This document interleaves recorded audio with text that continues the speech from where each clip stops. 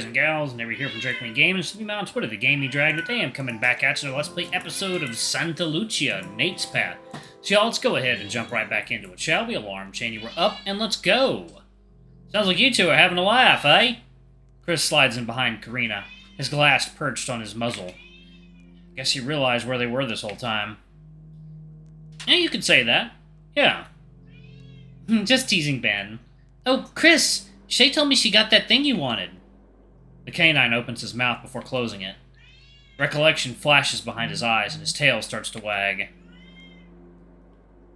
Really? Really? That's great! I should go see her right now. Thanks, Karina. Chris gives us a wave before hurrying out of the classroom, practically skipping. What was that about? I couldn't tell you. It was something computer-related. Something about a queue and buying some parts. I didn't really know. I didn't really follow. I raised an eyebrow and shrugged. Glad those two are getting along, at least. Anyway, her sudden exclamation almost makes me jump out of my fur. You're gonna tell me what happened, right? I'd almost forgotten. So, you know, let me put my watch on the charger. Watch is on the charger. There we go. I really didn't know if I want to talk about this with her. On one hand, a part of me has been dying to talk about this with someone. On the other, it's Karina we're talking about. She might tell the entire campus by the time the week is over. The look she's given me tells me it's going to be hard to worm my way out of this one, though. I give a long, tired sigh. Can we go outside first?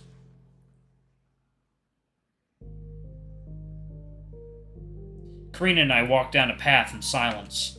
I haven't been able to bring up what happened with Nate, and she hasn't spoken up yet either. I'm just not sure how to explain it without going too much into details, let's say. And she lays a reassuring hand on my shoulder. You okay? I rub the corners of my eyes with my index and thumb. Not really. Is that bad? Is it that bad? I don't know. And I guess that's what scares me. She remains quiet for another beat before speaking up again. I don't want to be pushy. I give her a look and she grimaces. Okay, not as pushy. You don't have to walk right now, but you know you can talk to me whenever about anything, right? I gaze up at the sky. The sun is framed by clouds, leaving behind orange streaks searing the blue sky. It's such a nice afternoon. Fine. I don't think it's that big of a deal, but I did fuck up, and I don't know what to do. She offers a small, encouraging nod. God, this is hard to say. We're both adults. I know she sleeps with guys. She knows I do too. Why does talking about sex openly feel so wrong, though? It feels like I'm breaking some kind of unspoken social contract. There you go.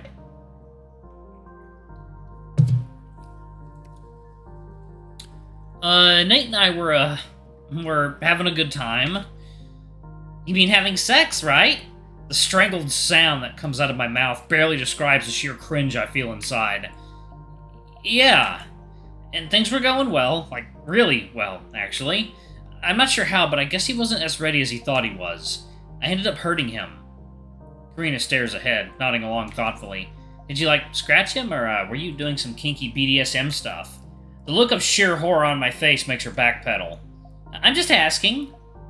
I don't want to give you terrible advice, and you're kind of dancing around the subject. I can only help you as much as you let me, dude. The sigh that I let out can only be described as monumental. What kind of sex is she having? Are artsy girls really that freaky? Yes. No, it wasn't anything like that. Come on. I was just, This is exactly why I didn't want to talk about it. I freeze up. I get clammy. Even though I know she doesn't care, and she's probably done just as much, if not more. Fuck it, she wants details? I'll give her things to chew on. Fine. I was on top, and I guess I was too big or something. He ended up asking me to pull out because it was hurting him too much. He told me to leave him alone afterwards, and we barely talked since. Her expression is hard to read, but she doesn't seem all that shocked. It's not like I was expecting her to be, but what was I expecting, really? Okay, I see. Did you make sure you use enough lube? What? Karina? Ben, come on. Sex doesn't have to be this taboo we speak about in shame. It's fun. It's healthy. Everyone does it. I feel my ears burn. What did art school do to you, Karina? Do girls even use lube? I thought they kind of self-lubricated and all. Yes, I'm not a barbarian. I didn't ram it in dry. Okay, just making sure. You'd be surprised how many guys don't know how important it is. She's talking like she knows gay sex better than I do.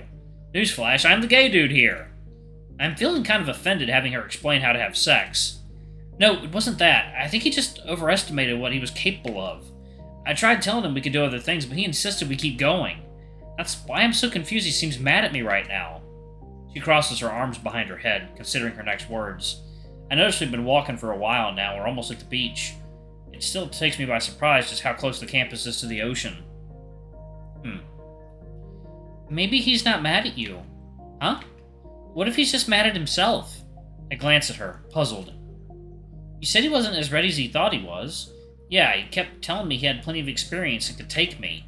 I feel bad telling her all these details about him, but it's kind of liberating being able to talk about this with someone else. Really? Are we talking about the same Nate? What's wrong? Nate does not strike me as the type who hooks up a lot.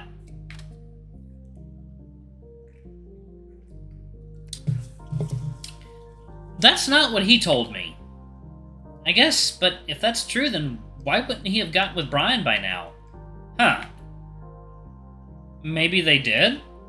She shakes her head. I feel like we know about it. Karina folds her arms, looking annoyed by something. It's not important anyway. I don't think he did anything wrong, though. Neither did he, for that matter. It was just an accident, and those happen all the time. Like Brian said, just apologize to him. A tail flicks in annoyance. I know that! He won't answer my messages or talk to me. How am I supposed to say anything to him? I'm sorry, Benny. Relationships are hard, but if you give him some time, I'm sure he'll come around. I hope. I feel like the next time we speak to each other, he's gonna break up with me. By now, we've stepped onto the sandy beach, and Karina takes a seat, inviting me to sit next to her. I follow close behind, dropping to the ground with a grunt. He's not gonna break up with you over this. How can you be so sure? She offers me a comforting smile. Nate doesn't just seem like the type. I guess. I don't really want to question him on his sex life. That's just weird. Karina runs a hand over my back. It'll be okay. You guys will be hanging out again soon and making Carlos die inside with how cute you two are. Please don't say that. She lets out a little chuckle. It's true, though. You guys seem so good together. This is just a hiccup. The sun traces its course down through the clouds, making its inevitable descent behind the waters ever sooner. What time is it? She checks her phone, then gets up and brushes the sand off her clothes. Almost dinner time. She makes as if to turn around, but she notices I'm not following. Are you coming? I give a non-committal groan before replying. I think I'll chill here for a bit. The breeze is nice. Are you sure that's a good idea? Don't forget about curfew. I'll make it back before it does. I just need some time alone right now. She crouches down to my eye level, resting a hand on my knee. Are you going to be okay? I will be. Don't worry. We wait in silence for another moment. Thank you. I appreciate you taking the time to listen to me. She gives me a warm smile back. Anytime, Benny boy. That's what your best friend is here for, right? Yeah. If you ever need anything, I'm here for you too. Her smile momentarily fades before creeping up again. I know. See you tomorrow, Ben. She stands back up to her feet and spins on her heels. Text me when you're back home, okay? Okay. And with that, Karina walks off. Her crunchy footsteps in the sand fade gradually until it's just me and the sounds of the waves. She's right. It'll be okay. I'll talk to Nate soon and apologize properly to him. I'm sure there's plenty we have to tell each other, and I don't want our relationship to wither already over something we can just talk through.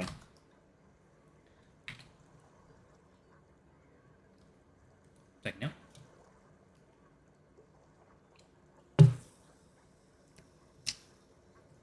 I close my eyes for a moment. Or is it a few minutes? It's nice being alone like this sometimes. The breeze is chilly, but not too cold. Just warm enough to remind me of summer, but not the unbearable heat that seems to blanket California day and night during that season. I don't mind this at all. Just nice enough to clear my head a bit and calm my nerves. I open my eyes quickly after realizing I dozed off for a bit. It's gotten darker, but still bright enough for me to make out where the sand ends and the ocean begins. The horizon cuts a clear line between the ocean and the sky. I'm about to get up when I notice something out of the corner of my eye. A blot of shifting shadows moving somewhere on the horizon. I squint my eyes, trying to make out what the shape is. It takes me a few seconds to realize it's a person, walking the length of the beach. It's dim enough that it's hard to tell whether they're walking towards me or away from me, though. Something about this makes my fur stand on end. Yeah, you need to get up and move away. I didn't notice anyone on the beach while I was talking to Karina. It was still light enough for me to tell. Though I was so absorbed in our discussion, I probably missed some guy jogging by. The shape grows into a more defined silhouette as it draws nearer.